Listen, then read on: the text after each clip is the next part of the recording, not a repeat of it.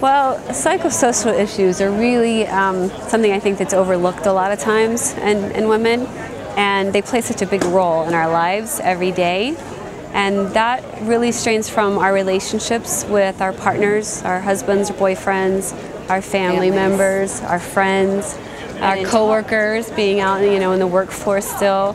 And talking about this, I think you're maybe it's hard to really address some of the issues because of pride. I know for myself, a big one was pride for me, and I didn't want to talk about the fact that I was starting to feel weak in different ways, and maybe mentally was one of them, as far as feeling scattered and having chemo brain, which they say now finally is a real thing. Yes. But I was really embarrassed a lot of times at work because I felt like my job performance started slacking and lacking because of the cloudiness from the treatment and the scatterbrained and not being able to complete sentences and thoughts. And I know pride really played a big role in that for me. So if you, as a patient, because I think I had a very similar experience in terms of like when I was overcome with sadness afterwards, I didn't want to tell anybody because everyone's like, oh, yay, you're through with treatment, you're all good now, and they just leave you. And I think in talking to doctors and getting them to see that, okay,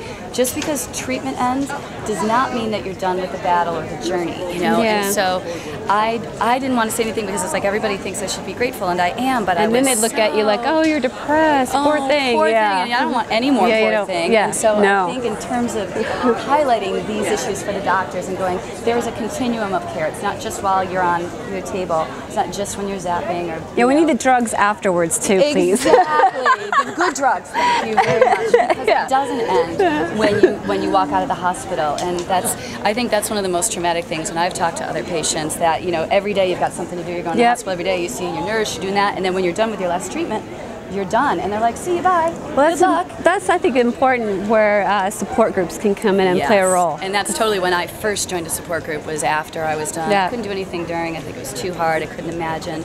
But afterwards, when I was feeling so lonely, I didn't feel like anybody really understood. And then cancer groups and support groups really do help you feel not alone. It's interesting.